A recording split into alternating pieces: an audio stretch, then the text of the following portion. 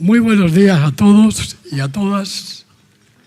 En primer lugar, sean todos ustedes bienvenidos a este desayuno informativo del Club Diálogos para la Democracia.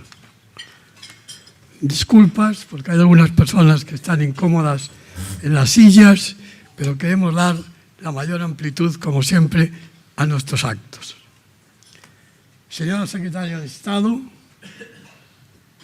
señor Secretario General de Industria, señor Presidente de Liberbank, señor Moderador, señoras, señores, amigas, amigos todos.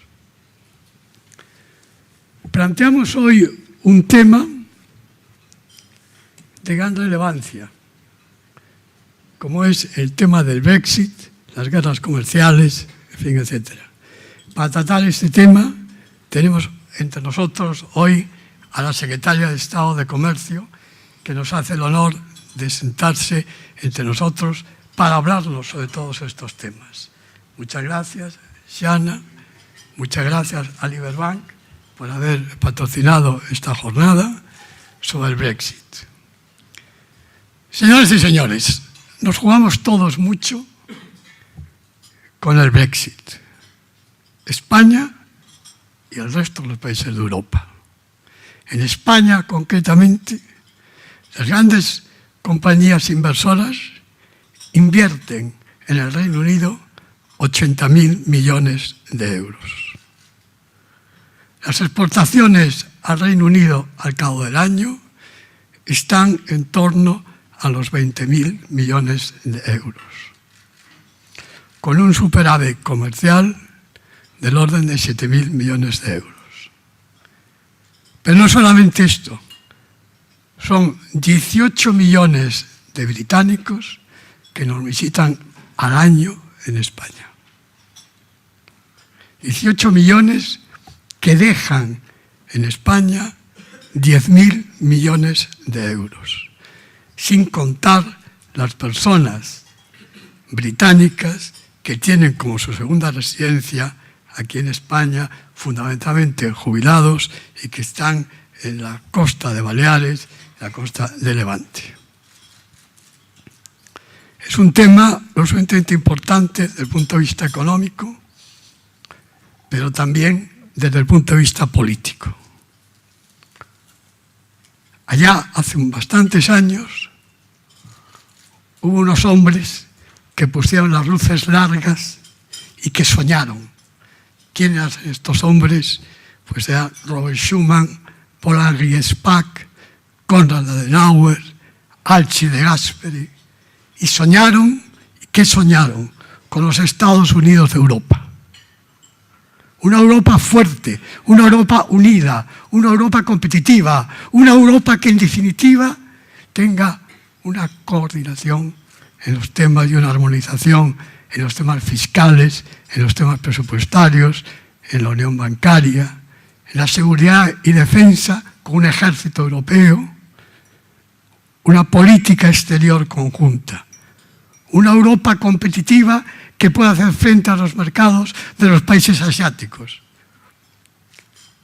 En estos momentos, entre el Brexit y los partidos populistas de la extrema derecha que están gobernando en algunos países de Europa, están poniendo en serias dificultades ese gran proyecto que es la Unión Europea, en donde todos nos debemos sentir, en fin, europeos, aparte de españoles.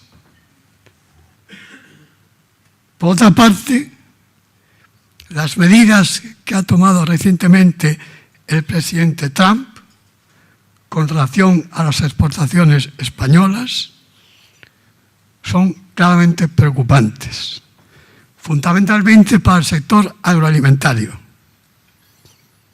Se puede calcular aproximadamente del orden de 1.000 millones de euros que el sector agroalimentario, en fin, aporta. Son pequeñas y medianas empresas del sector del aceite de oliva, la aceituna en conserva, del vino, del jamón y en menor medida de la carne y el pescado. Supone, con estas tasas impuestas por el gobierno de Estados Unidos, una disminución en la exportación del orden del 12%, con un valor negativo de 100 millones de euros. Esto es también muy preocupante porque afecta a las pequeñas y medianas empresas que son las que generan mucho empleo. Nosotros queremos tratar todos estos temas, como he dicho antes, nos consideramos un gran honor que esté entre nosotros la Secretaria de Estado, y para tratar otro gran tema que afecta precisamente a la Unión Europea, el día 14 de enero, está ya concretado, tendremos un acto, un desayuno informativo, con la subgobernadora del Banco de España, Margarita Delgado, para tratar el tema de la unión bancaria, otro tema de gran actualidad. Y sin más, no quiero extenderme, cedo la palabra, tal como figura en la agenda, a Pedro Rivero, para que pueda presentar a la Secretaría de Estado y hablarlo con el considero oportuno. Nada más y muchas gracias.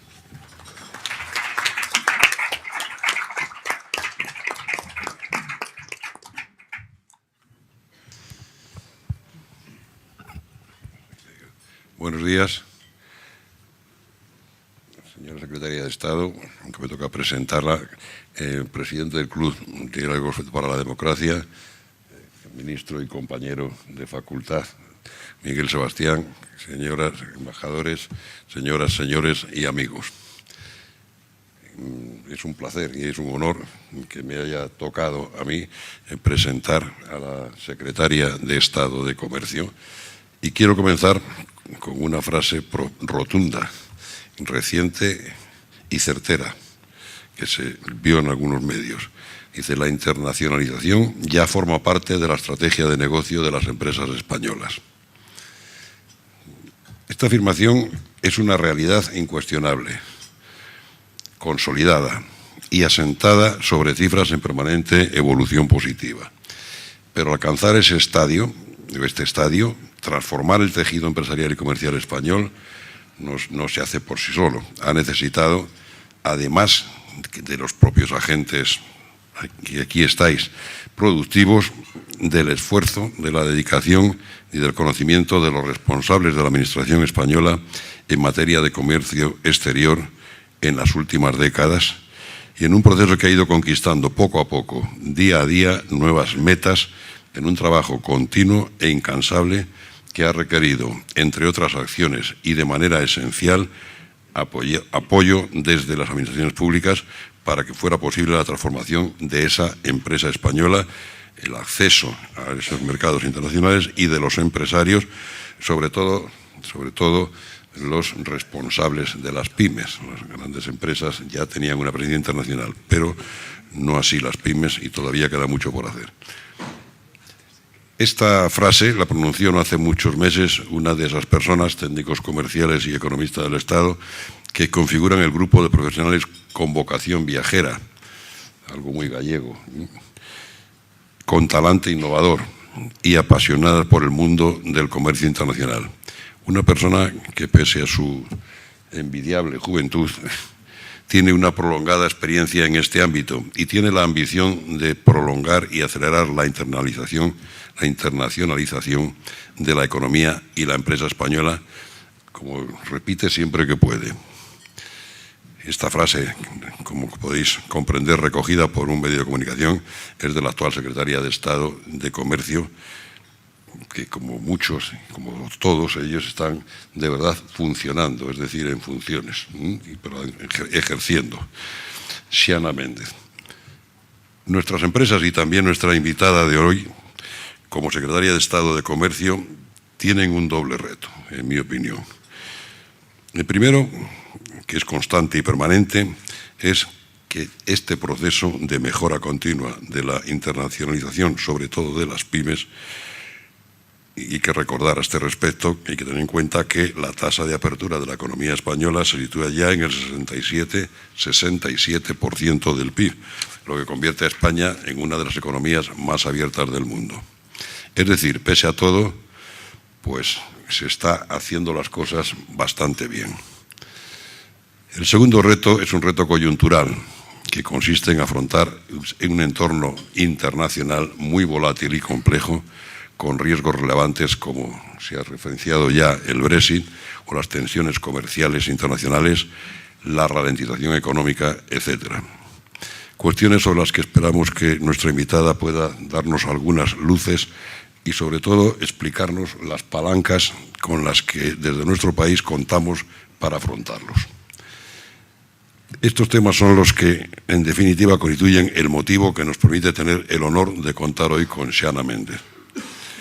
Y aunque es de sobra conocida en el ámbito empresarial, es obligado cumplir con el protocolo de reseñar, aunque sea de manera muy breve, su currículum al ser nuestra invitada. Y es imprescindible entonces dar comienzo diciendo que es gallega y, como decía antes, por lo tanto, con alma viajera, abierta al mundo y dispuesta a explorar.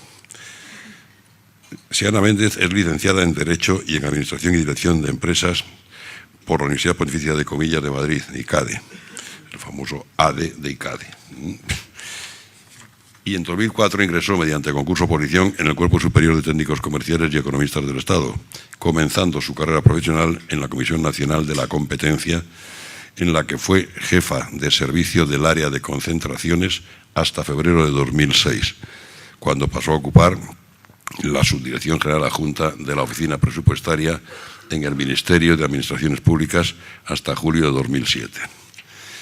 Entre 2013 y 2015 desempeñó diferentes puestos en la Dirección General de Política Económica del Ministerio de Economía, especializándose aún más en los sectores del transporte, infraestructuras y crédito oficial. Así, desde junio de 2013, fue jefa del área de la Subdirección General de Análisis Sectorial de la Dirección General de Política Económica del Ministerio de Economía y Competitividad y, a partir de agosto de 2014, ocupó la Subdirección General Adjunta de Política Económica. A partir del mes de agosto de 2015 pasó a ser la consejera económica y comercial de la Embajada de España en Ecuador. Y actualmente, desde el 23 de junio de 2018, es secretaria de Estado de Comercio.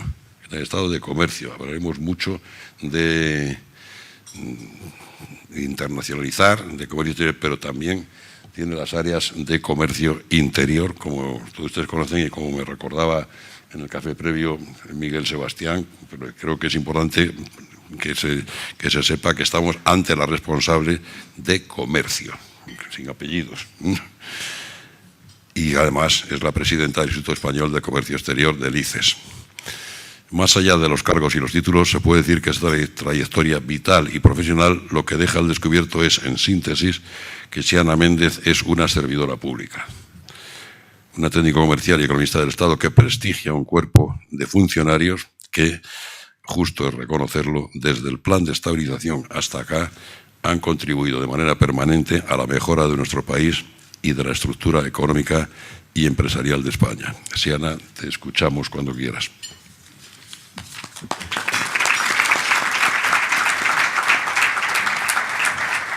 Para el coloquio, todos ustedes tienen en la mesa una tarjetita que ruego rellenen con las preguntas que consideren oportuno. Las azafatas las recogerán y lo moderará el coloquio, como está previsto, el profesor Miguel Sebastián. La secretaria de Estado, cuando guste.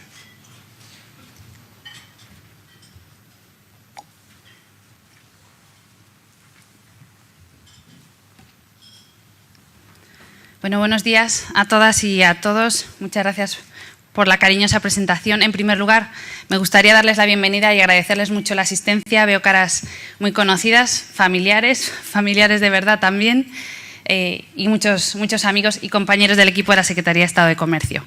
Quiero agradecer a Liberbank por el patrocinio y a Diálogos para la Democracia por darme la oportunidad de tratar con un público tan selecto un tema que, como bien han dicho Antoni y Pedro, pues nos apasiona en el Ministerio y en la Secretaría de Estado de Comercio. Y es un tema además de máxima actualidad, como son los retos de la política comercial, de la internacionalización y del sector exterior español. Hace no tanto, quizás en un coloquio como este, habríamos hablado de los datos, de exportaciones y de inversiones. Probablemente toda la charla habría girado en torno a eso. Pero hoy no. porque la política comercial es más que la eliminación de aranceles o que el acceso a nuevos mercados, y la internacionalización es también más que la exportación o la proyección internacional de nuestra economía, de nuestras empresas, incluso la participación en grandes proyectos de licitación internacional, asignaturas, por otra parte, que nuestras empresas han superado con nota, porque la internacionalización también es la proyección exterior de nuestros valores y de nuestros principios. Y hoy, en un coloquio como este, podemos hablar de la elaboración de estándares internacionales, del acompañamiento de la pequeña y mediana empresa en el exterior, de una estrategia de crecimiento para nuestra industria con foco en los mercados exteriores y en la revolución digital, también en la integración de nuestra economía en las cadenas globales de valor, en el fomento de la participación de la mujer en el comercio internacional. Y hablar de política comercial también es legitimar la apertura económica, poniendo las condiciones para que las ventajas del comercio puedan llegar a todos los agentes económicos, crear no solo mayor riqueza, sino también crear mayor igualdad. Es también reforzar los mecanismos de una arquitectura económica mundial, la de nuestro sistema multilateral de comercio, que tanto nos ha costado construir y que ha generado el mayor periodo de prosperidad que jamás hemos experimentado. Y es defender el proyecto europeo y la unidad. Es coordinar todas las políticas para que la internacionalización sea una política de Estado, una política consistente. Y es contribuir a resolver disputas internacionales de forma justa. La política comercial es también más que nunca combatir contra el proteccionismo, contra aquellos que insisten en emprender solos un camino de resultado muy incierto, contra aquellos que se empeñan también en hacer de este mundo abierto, en el que los españoles hemos aprendido, por suerte, a movernos con mucha soltura, un mundo más pequeño, un mundo donde se levantan muros, donde la competencia se traduce en hostilidad y donde se comete el que yo creo que es un gran error, que es tratar la política comercial como un arma. Y antes de comenzar la intervención contextualizando nuestro sector exterior y la situación que atraviesa en el momento, quisiera hacer dos consideraciones que me parecen muy importantes. En primer lugar, que la economía española goza de un sector exterior de enorme salud y muy notable, y no solo por el gran peso en nuestro PIB y, por tanto, por la enorme contribución al crecimiento, sino porque además es admirado por nuestros socios comerciales por el poco tiempo que ha tardado en desarrollarse como lo ha hecho. Y en segundo lugar, que precisamente por el impacto que tiene, y de eso estamos convencidos, en la creación de empleo y por el impacto que tiene en la creación de riqueza, es un objetivo que todos los gobiernos de nuestra democracia han perseguido y, por tanto, es de facto una política de Estado. Y una vez hechas estas reflexiones, comienzo hablando de los principales hitos de la historia reciente del sector exterior español. Desde luego, entrar en la Comunidad Económica Europea, como bien se ha mencionado Antonio, fue una gran decisión. No fue solo una decisión económica, fue también una apuesta política a favor del modelo de democracia vigente en la Europa occidental. Y en ese momento España pasó de ser una economía con una apertura incipiente a formar parte del área económica integrada mayor y más importante del mundo. Y las empresas españolas tuvieron que adaptarse a mercados mucho más amplios, más competitivos, y esto redundó sin duda en una modernización de nuestra economía. Tuvo que cambiar también la estructura administrativa de comercio exterior, deshacernos de los instrumentos proteccionistas que subsistían, y como resultado el sector exterior español empezó a cobrar una importancia creciente en nuestro tejido empresarial. Y el balance de nuestro sector exterior no deja lugar a dudas, los datos están ahí. En solo 40 años España ha multiplicado sus exportaciones por 24 y se convierte así en uno de los países desarrollados que más ha ampliado su volumen de exportaciones en este periodo. Pero otro gran salto de la internacionalización, y esta vez mucho más reciente, tuvo lugar en la crisis económica de 2008. Ante un mercado interior deprimido, ante una contracción de la demanda interna, las empresas buscaron como estrategia necesaria, digamos más por necesidad, el camino de la internacionalización como vía de garantizar el negocio. Así ha ocurrido también en crisis pasadas, pero sin duda alguna en la crisis de 2008 este salto cualitativo y cuantitativo también de nuestro sector exterior fue un salto mucho mayor, mucho más profundo, y un salto cuyos efectos perduraron tanto en la fase de recuperación como en la fase expansiva del ciclo en la que nos encontramos. Y podemos afirmar que desde entonces ha cambiado el patrón exportador, que exportar o internacionalizarse ya no es un factor coyuntural, sino que, como bien decía Pedro, forma parte ya no solo del core, el núcleo del negocio de nuestras empresas, sino del ADN mismo de nuestro tejido empresarial. Esto supone que nuestra economía hoy está altamente globalizada. El grado de apertura exterior, si lo medimos en función de las exportaciones más las importaciones sobre el PIB, alcanza el 67%. Es una cifra muy superior al 29,5% del PIB que suponían nuestras exportaciones e importaciones hace 40 años. Y es una cifra superior hoy por hoy a la de nuestros socios comerciales fundamentales en la Unión Europea, como son Francia, Italia o el Reino Unido, solo por detrás de Alemania. España es, por tanto, una de las economías más abiertas de Europa y también más abiertas del mundo. Y además, este impulso del sector exportador ha supuesto también un cambio muy significativo en nuestro patrón de crecimiento. Y es que durante los últimos 40 años se había repetido una pauta. En fases expansivas del ciclo, en fases de crecimiento del PIB, el superávit por cuenta corriente se traducía rápidamente en un déficit por cuenta corriente y, por tanto, en una necesidad de financiación. Esto no es así desde la última crisis. Y en 2018, a cierre de 2018, se confirman ya 7 años consecutivos de capacidad de financiación de superávit por cuenta corriente, compatibles con 5 años de crecimiento del Producto Interior Bruto, que, como digo, es algo inédito en el modelo de crecimiento español. Y este nuevo patrón de crecimiento y estas nuevas características de nuestro sector exportador, de carácter más bien estructural, se ha conseguido gracias al aumento de 2 indicadores que para nosotros desde la Secretaría de Estado de Comercio son fundamentales y a las que atendemos con mucho cariño, diría incluso. En primer lugar, la base de empresas exportadoras y, más importante todavía, de empresas exportadoras regulares, es decir, aquellas que han exportado durante 4 años consecutivos. De alguna manera podemos decir aquellas empresas que exportan de forma profesionalizada y que han exportado con éxito. Son más de 51.000 empresas que están registradas en esta categoría en 2018, 10.000 más que hace 5 años. Pero también este cambio en el paradigma de nuestro sector exportador viene impulsado por la diversificación geográfica de los mercados de exportación, donde los mercados fuera de la Unión Europea han cobrado una mayor importancia y suman en 2018 más de la tercera parte de las exportaciones españolas.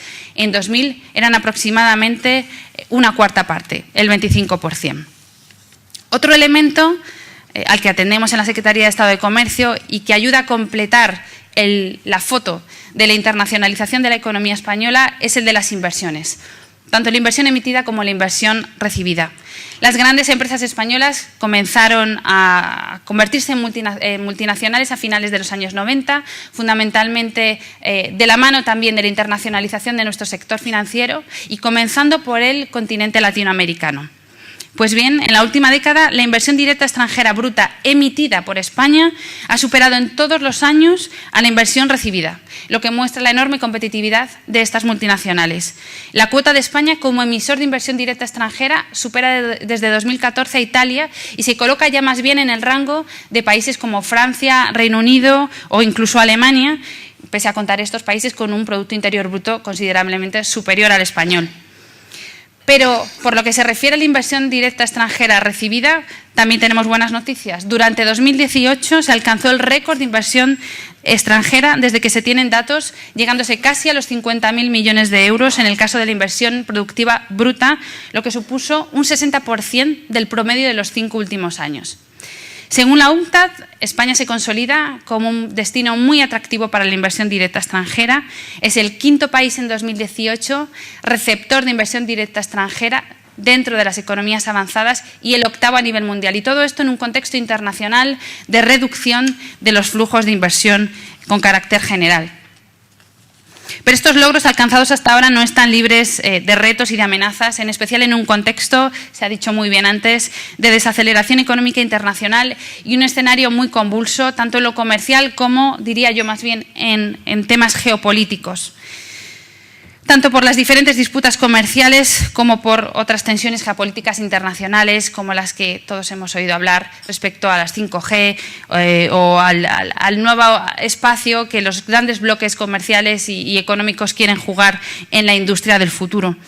De acuerdo con las previsiones de la Organización Mundial del Comercio, el comercio internacional en 2019 aumentará solo en un 1,3%, frente a una tasa en 2018 del 3%.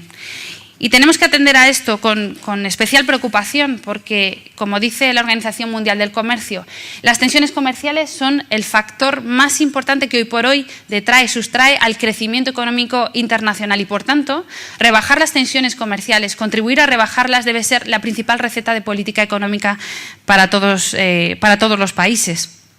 Sin duda, este deterioro de la situación comercial y geopolítica internacional inevitablemente tiene también su efecto en la desaceleración de las exportaciones españolas, y esto es lógico siendo una economía tan abierta. Sin embargo, a pesar de la difícil coyuntura internacional, la demanda externa ha tenido una contribución positiva al crecimiento durante los últimos 4 trimestres y está siendo compatible con un crecimiento económico de España superior al de nuestros principales socios comerciales. 2019, y no me canso de decirlo, no va a ser una excepción. La previsión es que esta capacidad de financiación que decía antes y el superávit por cuenta corriente se mantenga en 2019 e incluso también en los próximos años. ¿Pero qué motiva la ralentización realmente? En estos momentos nos estamos enfrentando a un resurgimiento del proteccionismo y esto ha generado importantes tensiones en la escena comercial internacional.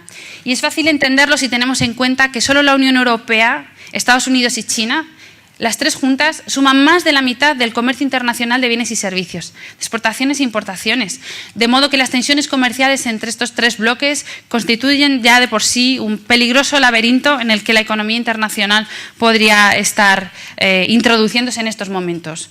Los conflictos comerciales, lo decimos siempre, además de ser cortoplacistas, no benefician absolutamente a nadie. Todos perdemos con las tensiones comerciales y con los conflictos comerciales. Se perjudica tanto a los países que imponen sus medidas unilaterales como a las que lo resienten en primer término y perjudican tanto a productores como a consumidores. Bajo este escenario de espiral proteccionista, el sistema multilateral de comercio, con la Organización Mundial del Comercio en su centro, pues asiste como testigo impotente y se encuentra al borde del colapso o del bloqueo precisamente por la incapacidad de sus socios de encontrar las vías para dar respuesta a los retos de comercio internacional. Con respecto a Estados Unidos, su apuesta por el bilateralismo es muy clara en estos momentos y representa un replanteamiento de lo que ha sido su política comercial en las últimas décadas. No olvidemos que Estados Unidos es principal artífice del sistema multilateral que todos conocemos. Actualmente la Unión Europea tiene, de hecho, varios frentes abiertos con Estados Unidos, por mencionar algunos que conocen perfectamente, y muchas personas que nos acompañan hoy de embajadas de Estados miembros de la Unión Europea lo conocen también. La imposición de aranceles sobre el acero y el aluminio, basado en razones de seguridad nacional, o la amenaza de imposición de aranceles a los automóviles europeos, por las mismas razones. También la activación de la ley Helms-Burton. La reciente imposición de contramedidas se mencionaba antes en la resolución del panel ante la OMC de Boeing y Airbus. Pero también tenemos negociaciones en curso con Estados Unidos, porque no olvidamos que es un aliado, y no solo en lo comercial, no solo en lo económico, sino en materia de seguridad y de inversiones, que para nosotros es fundamental. Y tenemos claro que esa relación transatlántica debe ser preservada, de forma que sí, compartimos las preocupaciones de Estados Unidos respecto a la incapacidad del sistema multilateral actual de dar respuesta a los retos, sus preocupaciones respecto a las prácticas anticompetitivas de algunos países, la transferencia forzada de tecnología o la violación de la propiedad intelectual, pero no compartimos los medios. Porque ante este desafío, España y la Unión Europea consideran que se debe trabajar para fortalecer el sistema multilateral de comercio y la OMC, desde dentro. Y siendo la Unión Europea el principal bloque comercial del mundo, cumplidor con las normas de la OMC, creemos que debemos ejercer un papel de liderazgo y utilizar nuestro peso en el comercio internacional como elemento también para atraer a otros miembros al diálogo. Y esta defensa del orden multilateral de comercio mundial es compatible con la apertura comercial a través de acuerdos comerciales bilaterales, como demuestra el hecho de que la Unión Europea haya sido capaz de concluir negociaciones para 42 acuerdos comerciales con 73 países y que hoy por hoy sea la región del mundo que haya tejido una mayor red de acuerdos comerciales. Pero uno de los principales desafíos precisamente del proyecto europeo también es uno de los principales desafíos del sector exportador español. y es el Brexit. Un proceso que proyecta un futuro económico incierto y ante el que tanto las instituciones públicas como las empresas debemos prepararnos. Reino Unido es, según datos de 2018, nuestro tercer principal mercado de destino de exportaciones de bienes y servicios y es también nuestro octavo proveedor de bienes y el primero en servicios. Y más importante todavía, es nuestro primer mercado de emisor de turistas, con cerca de un 23% de los turistas que España recibe anualmente, casi 20 millones de turistas. Y a ello hay que añadir que el Reino Unido es no solo principal destino de nuestras inversiones, sino también se encuentra siempre entre el primer y segundo principal inversor de inversión directa extranjera en España. La voluntad de España y de la Unión Europea, desde luego, es una salida ordenada, pero sea cual sea el desenlace final, creemos fundamental poder preservar las relaciones económicas con un socio tan importante como el Reino Unido. Y el Brexit es, sin duda, una situación indeseable en la que perdemos todos, especialmente, desde luego, el Reino Unido. Y eso sea como sea el modo en que se produzca la salida, pero especialmente en el caso de una salida sin acuerdo de retirada. Dicho esto, creo que gracias a cómo ha encauzado la Comisión Europea los trabajos de negociación de manera constructiva y respetuosa, pero también a la vez rigurosa y firme con lo que debe ser el proyecto, con lo que es la integridad de nuestro mercado interior, podremos probablemente llegar a una salida ordenada. Así que confío que después de las elecciones del 12 de diciembre en el Reino Unido se acabe con incertidumbre y también que por fin podamos dedicar los recursos que ha absorbido este proceso a avanzar en el resto de políticas y de retos de la Unión Europea, que desde luego no son pocos. Debido a que nos encontramos en un contexto global complejo, como enumerado, el Gobierno ha situado la internacionalización como prioridad en su agenda política. En marzo del presente año aprobamos el segundo Plan de Acción para la Internacionalización de la Economía Española, 2019-2020, que se enmarca en una estrategia a largo plazo, a 10 años, la Estrategia de Internacionalización 2017-2027, y que, muy importante, también forma parte de la Agenda del Cambio. La Agenda del Cambio es una ambiciosa agenda aprobada por el Gobierno a principios de año que recoge medidas de carácter estructural que impulsan el crecimiento potencial de la economía con el objetivo de conseguir un crecimiento sostenible, sostenido e inclusivo. Y es que nadie puede plantearse hoy un crecimiento económico sostenible y sostenido que no pase por una buena salud del sector exterior. El plan de internacionalización se vertebra en torno a aquellos elementos que son considerados clave como vectores de competitividad en los mercados internacionales. Me voy a referir solo a unos pocos, como puede ser la tecnología o la revolución digital, la coherencia con la política industrial, la diversificación de los mercados o la sostenibilidad. En la implementación de este plan, además de los organismos pertenecientes al Ministerio, la Secretaría de Estado de Comercio, tengo aquí a los representantes de los mismos, como ICEX, CESCE y COFIDES, participan también otros ministerios y, en fin, todos aquellos organismos del sector público que tienen, de alguna forma, algo que ver con la competitividad de nuestra estructura económica y con la internacionalización. En primer lugar, la diversificación de mercados. Una de las claves del éxito de la exportación española, lo mencionaba antes, es buscar mercados fuera de nuestro destino común de exportación, que es el mercado interior único. Así, a lo largo de los últimos años, se asiste con especial intensidad a la búsqueda de nuevos mercados fuera de la Unión Europea, fundamentalmente economías emergentes, con un mayor dinamismo, con grandes expectativas de futuro, pero también, en algunos casos, economías más maduras, puede ser Estados Unidos, pero con capacidad de compra. Son mercados estos que, pese a ser más maduros, son también economías exigentes y donde la diferenciación de los productos exportados desde España encuentra un público ideal. Por ello, uno de los pilares de nuestro plan de acción es la iniciativa que conocemos como PASE. Son planes de actuación sectorial estratégica que se centran en 12 mercados, tanto economías emergentes como, en algunos casos, maduras, fuera de la Unión Europea. En este ejercicio cuantitativo y cualitativo hemos puesto de manifiesto, hemos buscado cuáles son los mercados con mayores oportunidades en función no solo de las condiciones de estos mercados desde el punto de vista geográfico y sectorial, sino también del potencial exportador y de las fortalezas de nuestro tejido industrial. Y allí es donde queremos enfocar nuestros recursos desde el sector público para poder generar las condiciones para que las empresas españolas puedan apostar por los mismos. Pero esto, lógicamente, teniendo en cuenta que nuestro objetivo último es seguir apoyando a la empresa allí donde quiera estar, en cualquier rincón del mundo. Y comenzando por una región muy importante, Latinoamérica. Todos sabéis que Iberoamérica sigue siendo una prioridad para la política comercial española y también lo es para la política exterior. Y se entiende perfectamente al observar el enorme atractivo que ofrece la región en múltiples aspectos, no solo comercial, también político, social y histórico y cultural. Y no me cansaré de decir que esta ha sido una apuesta ganadora, tanto para las propias empresas españolas como para los países que han recibido también a estas empresas, ya que esta inversión ha contribuido a generar crecimiento económico, modernización y empleo. Y a la vez asistimos en años, esto sí, más recientes, a la llegada de empresas latinoamericanas a España. España se convierte así en la plataforma ideal para estas empresas que llamamos multilatinas para realizar negocios, extender sus negocios al resto del mercado interior único, un mercado de 500 millones de consumidores e incluso al norte de África, donde la economía española ya está muy internacionalizada. Todos los esfuerzos a nivel institucional y, por supuesto, a nivel empresarial han permitido que los flujos de comercio entre España y Latinoamérica se hayan incrementado y prácticamente duplicado en los últimos 10 años hasta situarse en 33.500 millones de euros en el año 2018. Por ello, también el papel que España juega dentro de la Unión Europea es clave a la hora de situar la región como una de las prioridades en el ranking de política comercial. Y esto se ha hecho muy evidente en lo que yo creo que es todo un éxito del Gobierno español, que ha sido el impulso a lo largo de los años y también la conclusión de las negociaciones con el Mercosur a principios del verano. Respecto a otros continentes, me gustaría desde luego hacer referencia a los mercados asiáticos, antes se mencionaba, donde nuestras empresas llegaron más tarde, pero también están cada día más presentes.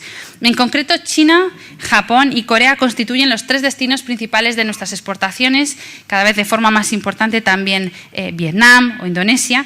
Sin embargo, el volumen de exportación a dichas economías se encuentra todavía muy por debajo del potencial que ofrecen. En este último año he tenido ocasión de viajar a estos 3 países con una intensa agenda económica y comercial y gracias a ello he podido comprobar no solo la buena situación de las relaciones bilaterales, políticas y económicas, pero también el gran potencial para la profundización de las mismas. Por otra parte, África. África es todavía el gran reto, tanto para nuestras empresas como también para nosotros, como administración. Además, como saben, la intensificación de las relaciones con el continente africano es también una de las prioridades de política exterior de la Unión Europea.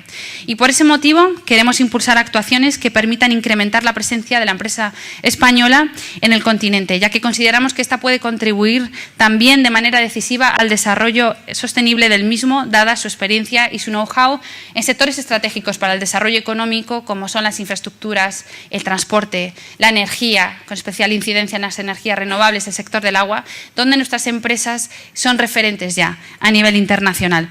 Y aprovecho el foro para anunciarles que en la Secretaría de Estado de Comercio estamos trabajando en un plan África de ámbito comercial que supone dedicar más esfuerzos en el continente, identificando destinos interesantes para nuestras empresas por su situación económica o política más estable, por las oportunidades de negocio y realizando también un trabajo de la mano con instituciones multilaterales y las delegaciones de la Unión Europea que ya se encuentran muy presentes en el continente. Pero además de este enfoque geográfico, decía antes, nuestro plan de acción también atiende a la consistencia y coherencia con otras políticas gubernamentales de carácter económico. Y es que nuestro sector exportador, desde luego, es reflejo de nuestra propia estructura productiva.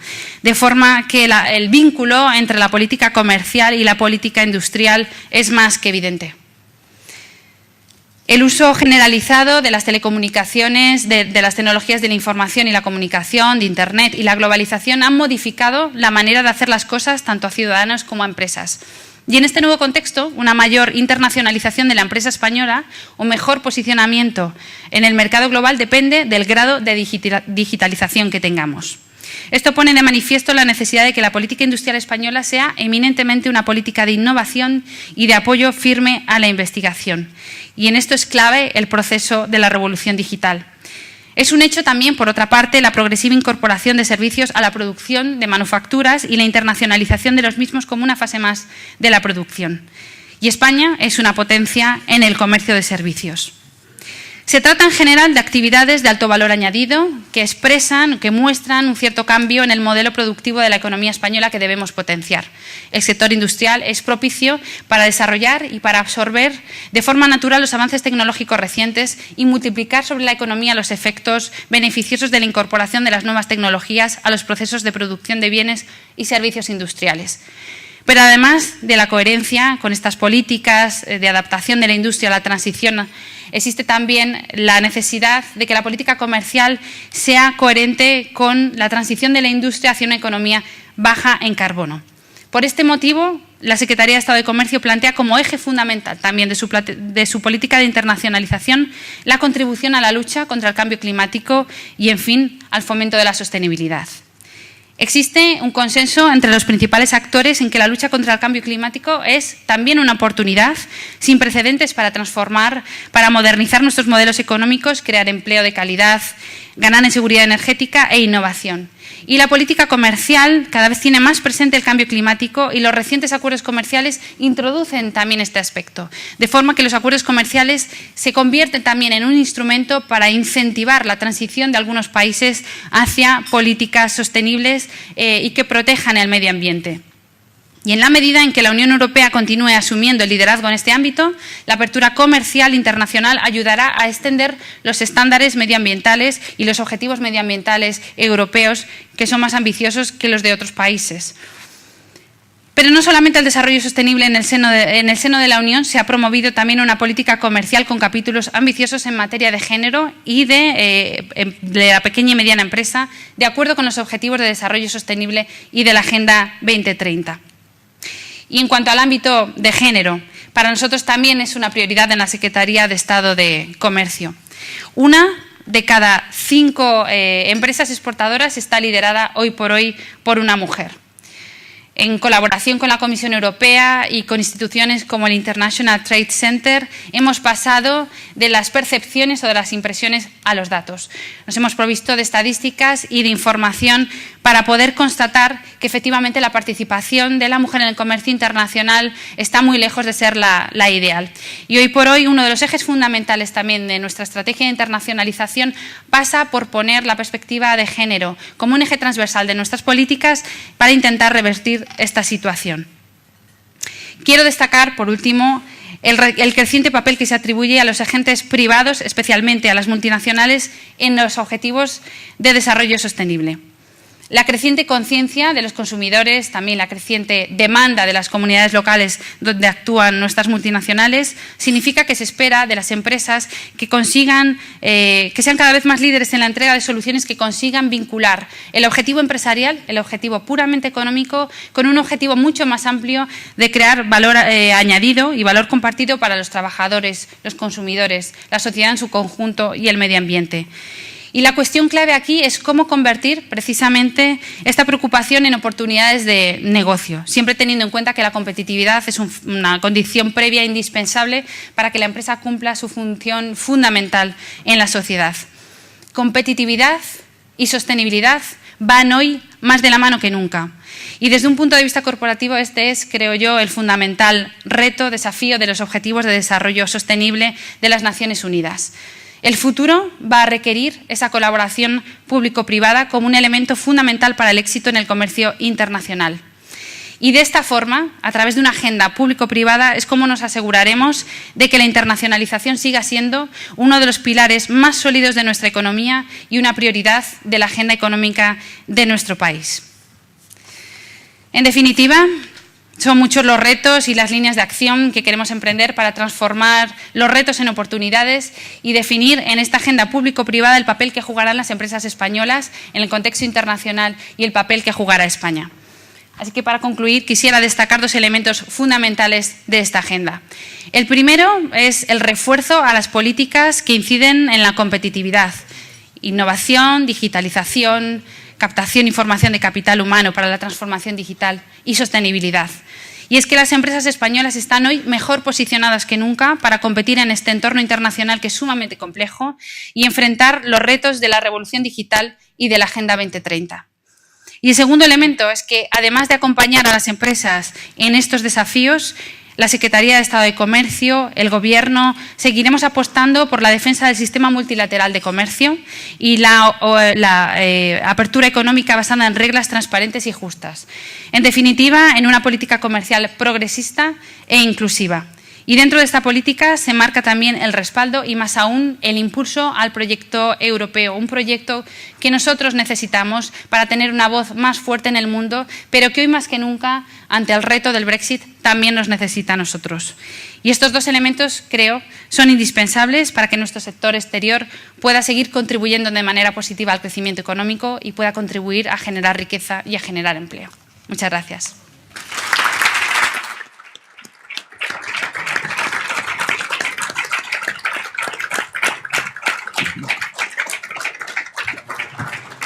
Tiene la palabra para dirigir el coloquio el profesor Miguel Sebastián.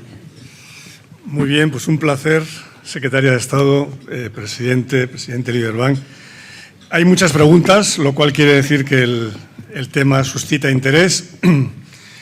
Tenemos media hora, 30 minutos y 12 preguntas. En la Complutense tenemos muy buenos profesores de contabilidad. Y haciendo la división tocamos más o menos como a 2 minutos y medio por pregunta. He intentado agrupar en bloques. La primera te la voy a hacer yo porque te he escuchado decir que en las elecciones del 12-12 del Reino Unido has hablado de una salida ordenada del Reino Unido. Con esto, claro, aquí tiene una doble lectura. Uno, la optimista, y es que va a ser ordenada. Luego un poco la pesimista, en el sentido de que el Brexit entonces ya lo damos por irreversible, ¿no? Esa sería la pregunta. Hay varias preguntas del Brexit, no sé si prefieres que te las agrupe. El Brexit, alguien dice que, bueno, que como el Reino Unido nunca ha sido un socio financiero de la Unión Europea, nunca se ha incorporado al euro, nunca ha aceptado Schengen, no acepta en definitiva ceder soberanía, quizás la salida del Reino Unido puede ser una oportunidad para avanzar en el crecimiento político de Europa. Y luego hay dos más específicas, una sobre el turismo, que no es tu área de competencia, pero si quieres tocarlo, sobre cuál puede ser el impacto del Brexit sobre el turismo británico a España, y otra ya más específica de tu área, el impacto del Brexit sobre la balanza comercial y qué medidas o acciones se van a tomar para reducir este efecto. Con esto yo creo que concluiríamos, digamos, todas las preguntas relacionadas con el bloque del Brexit. Muy bien. Bueno, realmente, y con independencia de lo que suceda en las elecciones en Reino Unido en diciembre, ningún escenario está cerrado. Y ningún escenario está cerrado porque tampoco es imposible que pueda repetirse un referéndum, pero debemos trabajar incluso con el peor escenario posible porque todavía no ha sido ratificado el acuerdo de retirada por el Parlamento británico y esto hay que tenerlo en cuenta. Por tanto, todos los escenarios están abiertos y debemos trabajar con todos ellos. Y como hemos dicho, durante todos estos meses debemos prepararnos, tanto desde la Administración como las empresas, para cualquiera de los escenarios. Y ese es el principal elemento que va a ayudar precisamente a mitigar los efectos adversos de un Brexit. Yo creo que el Brexit nunca será por sí mismo algo positivo, como mencionaban en la segunda pregunta. Es cierto que ha detraído mucho recurso y mucho tiempo que la Unión Europea, desde luego, necesita para avanzar en otras iniciativas fundamentales del proyecto europeo. Pero creo que con el Brexit, como decía antes, perdemos todos. Pierde fundamentalmente el Reino Unido, pero pierde también Europa, ¿no? El impacto sobre el turismo y sobre la balanza comercial, sobre nuestras exportaciones, se cifra para el peor escenario posible, es decir, un Brexit sin acuerdo, lo estimaba así el Banco de España en un 0,8% del PIB acumulado en los próximos 5 años. Pero a mí no me gusta hablar de estos datos y no me gusta porque nosotros preferimos en la Secretaría de Estado de Comercio realizar más que o analizar un impacto de tipo macroeconómico, un impacto de tipo microeconómico o empresarial. No hablamos solo de la elevación de los aranceles, sin otro tipo de barreras no arancelarias, de la divergencia en materia regulatoria, de los cambios en materia logística, de los embudos, ¿no? Pero a la vez asumir que hay un impacto negativo supone también asumir que no existen posibilidades de actuar y de prepararse para poder mitigarlos. Y yo estoy convencida de que esto es así. De hecho, llevamos preparando a las empresas muchos meses, hemos realizado lo que ya son 100 jornadas divulgativas por todo el territorio español. Hemos también realizado, y desde la página web de Moncloa, nosotros también en el Ministerio, en la Secretaría de Estado de Comercio, fichas técnicas para la preparación de las empresas. Nos hemos dotado también de mayores y mejores recursos para evitar que la Administración sea un obstáculo adicional al día siguiente de producirse la salida del Reino Unido, y creo que con todos estos elementos y entendiendo que las empresas pueden y deben prepararse, podemos mitigar cualquier impacto negativo que el Brexit pueda tener. Muy bien, pues muchas gracias. Te iba a dar la enhorabuena porque no había ninguna pregunta sobre Cataluña, pero mira por dónde al final me ha entrado una, pero solo una, ¿no? Hay realmente dos preguntas, digamos, relacionadas con la política interna. Una, ¿cuál puede ser el impacto o está siendo el impacto de Cataluña en la inversión extranjera en la propia comunidad autónoma en Cataluña? Y la otra, si el avance de Vox y, por tanto, una presión hacia el proteccionismo interno, si puede hacer incompatible el proceso de internacionalización de nuestra economía. Bueno, respecto a la segunda, es un escenario que realmente me resulta casi inimaginable, ¿no? Pero realmente es evidente que la internacionalización, como decía antes, es una política de Estado y me resulta inconcebible que alguien pueda entender que la internacionalización no pueda estar dentro de las prioridades de una agenda económica y que, de hecho, un crecimiento económico en España sostenible no pueda pasar por una apertura económica basada en reglas transparentes y justas. Respecto a la inversión en Cataluña, lo que se observa desde 2017 efectivamente es una caída, ¿no?, de las inversiones. En parte también tiene que ver con la deslocalización de las sedes desde Barcelona fundamentalmente, o desde Cataluña fundamentalmente, a Madrid. Pero los datos nos muestran que este efecto no es tampoco demasiado significativo. Son datos más o menos estables y en cualquier caso sí hay que considerar que probablemente son muchas las oportunidades que se están perdiendo en un contexto donde la inversión directa extranjera está llegando de forma muy importante a España. Muy bien. Con el tema de la descarbonización hay dos preguntas. Yo las traslado, lo cual no quiere decir que esté de acuerdo con la pregunta, simplemente las traslado, ¿no? Una dice que la descarbonización está imponiendo una desventaja competitiva a nuestras empresas que se tienen que adaptar a ello y que qué se puede hacer para compensar esta desventaja. Y la otra, más específica, es qué opina de un border carbon tax, es decir, una tasa sobre el CO2 en la frontera, si podría ser, digamos, una posibilidad para la economía europea y en particular para la economía española. Bueno, la descarbonización es una necesidad. Es una necesidad y es algo inevitable y algo que llegará.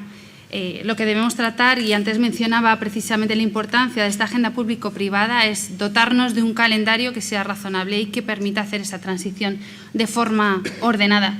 Yo creo precisamente que la ministra de Industria, Comercio y Turismo, Reyes Maroto, ha sido siempre muy clara en este sentido y ha dicho que es preciso poner la Agenda 2030, la sostenibilidad y la defensa del medio ambiente en el centro de todas las políticas y también de la política industrial, pero lógicamente hacer una transición ordenada con el sector hacia la descarbonización.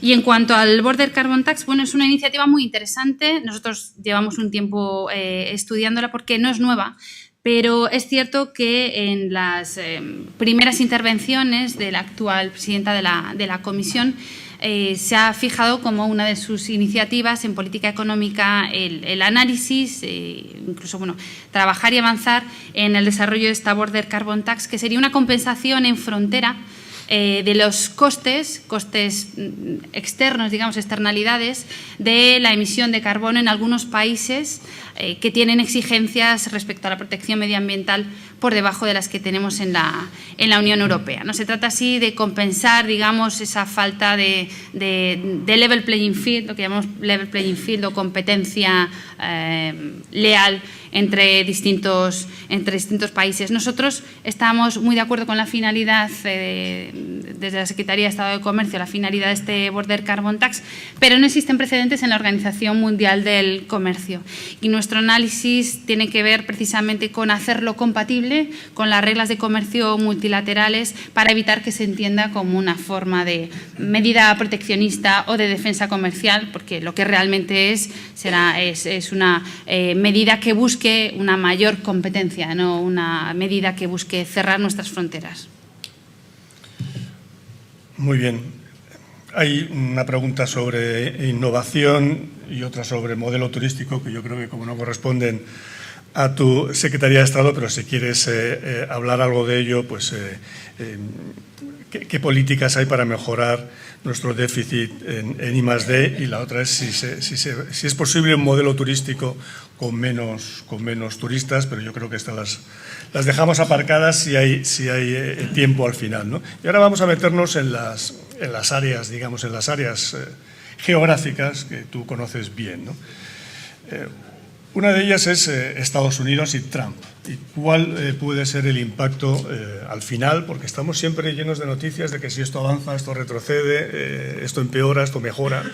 ¿Cuál crees que puede ser al final el impacto de la amenaza arancelaria de Trump sobre la economía mundial y en particular sobre la economía europea, ¿no? Bueno, yo creo que el impacto se deja sentir ya, el impacto de las tensiones comerciales y frente también a otros momentos anteriores en los que era un impacto medible únicamente por la imposición de aranceles, existe también un impacto colateral, yo creo que casi más importante, que es el impacto que genera la incertidumbre sobre los negocios, ¿no? La amenaza constante de la imposición de aranceles. Y tenemos un caso muy claro, por ejemplo, en la amenaza de imposición de aranceles sobre el automóvil europeo, a raíz de una investigación en Estados Unidos que tiene que ver con la afectación de la importación de automóvil desde Europa en Estados Unidos sobre la seguridad nacional. Concluyó de forma positiva en abril y estamos en un periodo de prórroga en el cual pues, el Ejecutivo estadounidense tiene la opción o la prerrogativa de imponer finalmente aranceles o no. Y el periodo expira ahora en noviembre. Solo esa amenaza ya tiene efectos, desde luego, sobre la industria del automóvil y tiene efectos sobre los contratos en el medio y en el largo plazo de estos productos, con lo cual son terriblemente indeseables. Son muchas las tensiones comerciales que se han generado y he mencionado antes solo las tensiones entre Estados Unidos y Unión Europea, pero es que también las tensiones entre Estados Unidos y China tienen una afectación sobre la Unión Europea. Alemania es un gran exportador a China y nosotros somos grandes exportadores a Alemania, de forma que también indirectamente esto nos afecta, desacelera el crecimiento en Alemania y por tanto desacelera también el crecimiento y las exportaciones españolas. Así que efectivamente los impactos de las tensiones comerciales y de las medidas proteccionistas de Estados Unidos ya se están dejando sentir. Pero la Unión Europea considera que la mejor vía es una negociación y recuerdo que desde julio de 2018 llevamos a cabo, está abierto, digamos, el diálogo para una negociación en dos vías fundamentales. Una es la que llamamos evaluación de conformidad o, de alguna manera, cooperación en materia regulatoria y la otra de bienes industriales, barreras arancelarias y no arancelarias. Yo personalmente tengo buenas expectativas respecto a las mismas y espero que en un futuro próximo realmente tengamos opciones de avanzar en estas negociaciones, porque no hay duda alguna, primero, de que debemos contribuir a preservar esta relación transatlántica y que cualquier esfuerzo que la Unión Europea pueda hacer para rebajar las tensiones con Estados Unidos va a redundar en el beneficio no solo de los Estados miembros europeos, sino de la economía internacional en su conjunto. Muy bien. Y con esto llegamos a China. hay varias preguntas con respecto a China. Si China es una oportunidad por la nueva ruta de la seda, el OBOR, One Belt, One Road, y la modificación de la legislación comercial y corporativa en China a partir de 2020, si hay algún equipo en su ministerio para ayudar a las empresas españolas a aprovechar esta oportunidad del nuevo entorno en China. Sí. Desde luego que existe un equipo altamente cualificado en el Ministerio, en la Secretaría de Estado de Comercio, también en ICEX, CES y COFIDES, de forma muy importante en ICEX para fomentar la presencia de las empresas españolas y fundamentalmente de la pequeña y mediana empresa en China. China es un país lleno de oportunidades, es un país donde España ha llegado tarde, que sin embargo hemos visto incrementar nuestras exportaciones en los últimos 5 años en China de manera muy significativa, lo que da muestra del enorme potencial que tiene como mercado de destino. Y a la vista está también de la presencia de nuestros socios que es mucho mayor. Cada vez exportamos más bienes de consumo, también bienes industriales, y es un mercado idóneo para nuestros productos de la agroindustria, productos, alimentos y bebidas, con una clase media, la china, que va aumentando, que en los próximos años será sin duda una clase media con un poder adquisitivo que pueda recibir estos productos diferenciados y de alta calidad que nosotros exportamos. Tiene muchas oportunidades y también tiene retos, porque el entorno competitivo en China es diferente del entorno al que están acostumbradas las empresas españolas en otros mercados. Pero en este sentido, y a pesar de que oímos hablar de las negociaciones entre Estados Unidos y China, y son noticia con frecuencia, a pesar de que todavía no acaban de avanzar, la Unión Europea lleva mucho tiempo negociando con China y debemos poner esto en valor también. Vamos negociando con China en materia como la propiedad intelectual, que es un ámbito de preocupación y donde es muy importante llegar a acuerdos con este país. También en el ámbito de las inversiones, queremos fomentar la apertura de China para acoger nuestras inversiones, y en el ámbito de las indicaciones geográficas, por ejemplo, y de hecho hace tan solo 2 semanas se concluyó una negociación de muchos años para el establecimiento de la protección a 100 indicaciones geográficas, que para España es siempre un interés defensivo y ofensivo fundamental.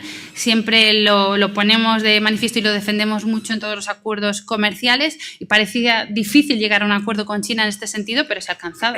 Son 100 indicaciones geográficas, 12 de ellas son importantísimos productos de exportación para España. Respecto a la iniciativa OBOR, One Belt, One Road, es muy interesante. Llevamos mucho tiempo analizándolo, pero no solo en el Ministerio y no solo en la Secretaría de Estado de Comercio, porque la iniciativa de la ruta y la seda es mucho más que una iniciativa comercial. Es una iniciativa de cooperación económica, cultural, política también. Son algunos los países de la Unión Europea que han suscrito ya este acuerdo, y nosotros continuamos analizándolo por las múltiples variantes que tiene. Yo siempre digo, no es broma, porque es en serio, cuando llegamos al gobierno, en el año 2004, exportábamos más a Andorra que a China. Hemos mejorado mucho, pero seguimos exportando, creo que menos de la mitad a China que a Portugal. Por tanto, todavía tenemos un enorme recorrido, ¿no? Sí, a China exportamos cerca de 7.000 millones de euros al año e importamos prácticamente 25.000 millones de euros. Nuestra tasa de cobertura con China es muy baja, pero nuestro potencial exportador está todavía por alcanzar. Hay gente que pregunta que si debería haber alguna medida proteccionista con respecto a China. Te traslado la pregunta, pero me pareció evidente por tu respuesta anterior, pues que no, que piensas que no, aparte que las medidas proteccionistas pues las pone Europa, ¿no? Pero sin salirnos de Asia, alguien pregunta por Filipinas, ¿no? Tenemos un pasado común y si puede ser también Filipinas una oportunidad para el comercio exterior español. Solo respecto a las medidas proteccionistas, quiero decir, decía antes del proteccionismo, todos perdemos, pero entendiendo el proteccionismo como medidas unilaterales, es decir, fuera de lo que permite la Organización Mundial del Comercio. dentro de lo que permite la Organización Mundial del Comercio y con una única voz, como tú muy bien decías, ¿no? A través de la Unión Europea, sí es posible implementar medidas de defensa comercial, pero medidas de defensa comercial que son legítimas, como las que impone España, impone la Unión Europea en ocasiones, pero digo con plena compatibilidad a las reglas de comercio. Filipinas es sin duda también un mercado con un ámbito de mejora muy importante en el continente asiático. No está dentro de nuestros de nuestros planes de actuación sectorial estratégica que, como decía, señalan 12 mercados fuera de la Unión Europea. Básicamente en Asia son Japón, Corea, India y China. Pero sin duda alguna, y como decía antes, nuestro objetivo último no es señalar a la empresa dónde tiene que estar, sino con los recursos limitados también de los que contamos desde el sector público, poder acompañarla allí donde existen oportunidades de inversión y oportunidades de negocio. Y nuestro contacto con embajadas, y aquí hay muchos representantes de embajadas a los que conozco bien, lo saben. Nosotros intentamos reforzar las relaciones económicas y bilaterales con todos los países, desde luego con nuestros socios de la Unión Europea, con Iberoamérica de forma natural, pero cada vez más también con Asia y con África, y por supuesto también con Filipinas. Muy bien, pues nos vamos a ir moviendo de Asia hacia África, y ahí entre medias hay una pregunta sobre el mundo árabe y cuál es el impacto de la situación política, a veces incluso bélica, que vive el mundo árabe en el intercambio comercial en España. Y luego hay otra pregunta más específica sobre la oportunidad que supone África y en particular Nigeria en el comercio internacional de España. Bueno, lo englobo todo en una, entonces. Sí. De África, como decía antes, nuestra presencia en África es limitada, sobre todo si lo comparamos con otros socios comerciales europeos. Sin embargo, tenemos, por ejemplo, una presencia muy potente en Marruecos y una presencia muy potente también en Sudáfrica. Con Sudáfrica tenemos una integración en las cadenas de valor, en la industria, muy importante, fundamentalmente sector del automóvil, pero también de las energías y de las energías renovables, unas relaciones políticas estupendas y económicas bilaterales excelentes, ¿no? Que nos permiten avanzar también en otros terrenos como es la agroindustria y en fin, otros sectores de infraestructuras que también tienen muchísimo interés para las empresas españolas. En Marruecos nos hemos convertido desde hace un par de años en el principal cliente y principal proveedor y de los principales inversores en este país del norte de África. Yo creo que constituimos un puente entre el norte de África y el resto de Europa que es fundamental. Y esto tiene que ver precisamente con la primera pregunta, ¿no? Yo creo que España puede jugar un papel en lo comercial importantísimo para estrechar las relaciones entre la Unión Europea y el norte de África y, como mencionaba también antes, para reforzarnos también como plataforma para el asentamiento, el establecimiento de otras empresas, algunas procedentes de Latinoamérica, de Estados Unidos también, que quiera hacer negocios con el norte de África, donde nuestras empresas se encuentran muy presentes. Muy bien. Hay una pregunta sobre Rusia. Si hay posibilidad de colaboración estrecha con Rusia y podría incluso eso ayudar a resolver los problemas económicos de la Unión Europea.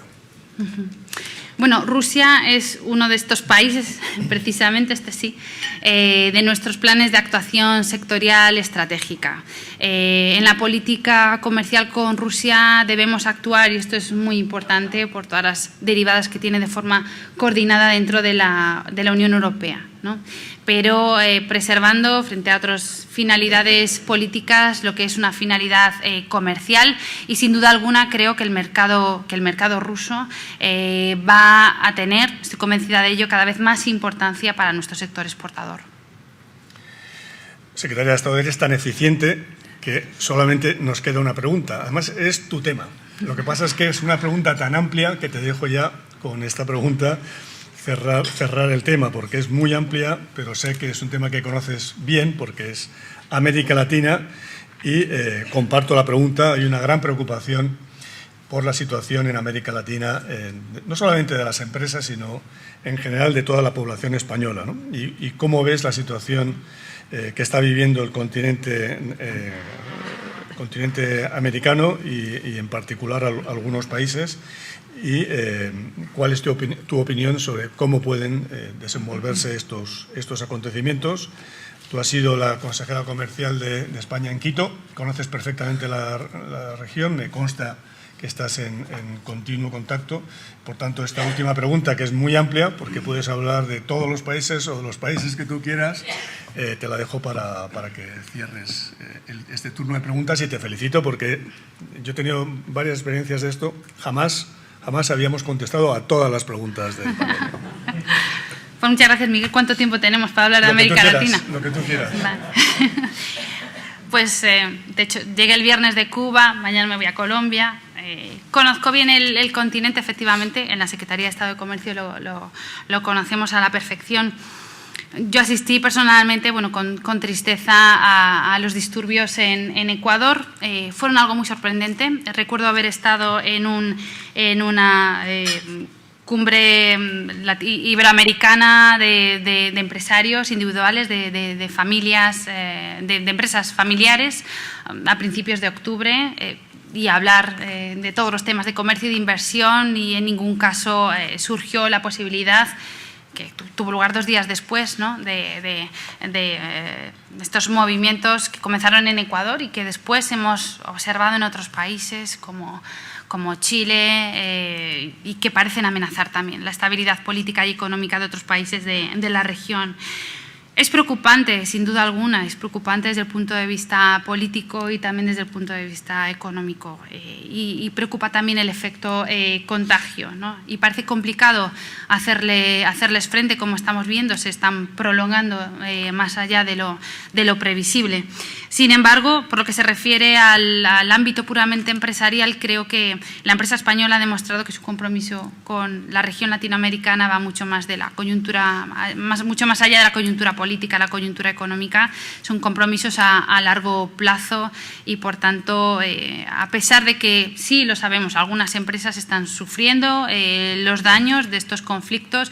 No me refiero a daños solo económicos de reducción de negocio, de incertidumbre, sino también daños materiales ocasionados por los propios disturbios en las calles. Sí sabemos del firme compromiso de las empresas, pues, por permanecer y por dar el respaldo a las sociedades que también les han acogido, y recordar, como dije antes, que la internacionalización del sector exterior español pasa, en primer lugar, y comienza por Latinoamérica.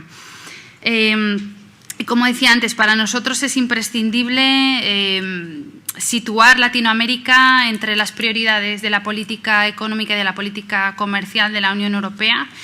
Creo que siempre lo hemos hecho así y creo que lo hemos hecho bien. Y en este sentido quería resaltar la importancia del acuerdo comercial que la Unión Europea concluyó las negociaciones. Todavía falta por ser aprobado en el Consejo y en el Parlamento Europeo.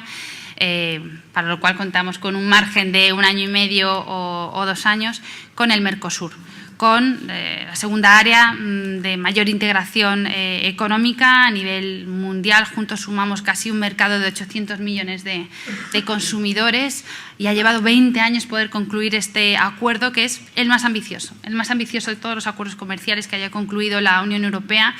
Y como Gobierno me siento muy orgullosa de haber llegado a este punto. Tú conoces bien esa negociación porque también trabajaste en ella y sabes lo complicado que es situar siempre el continente, ¿no?, en la agenda de la Unión Europea y volcar los recursos en poder avanzar. Finalmente se hizo y tengo que decir que es un acuerdo excelente, que es un acuerdo que no solo persigue la eliminación de aranceles, de bienes industriales, la apertura de los mercados de contratación pública en países, en economías tan cerradas en este sentido como Brasil o como Argentina, la convergencia en materia regulatoria, la cooperación aduanera, el fomento de la participación de las pymes, sino que también incluye capítulos muy importantes en materia de desarrollo sostenible. Y este es un tema muy importante porque precisamente las críticas que primero vimos aflorar en las semanas que siguieron a la conclusión de las negociaciones tenían que ver con la Amazonía, con las políticas del presidente Bolsonaro y con la protección del medio ambiente. Pues bien, el Mercosur es un instrumento idóneo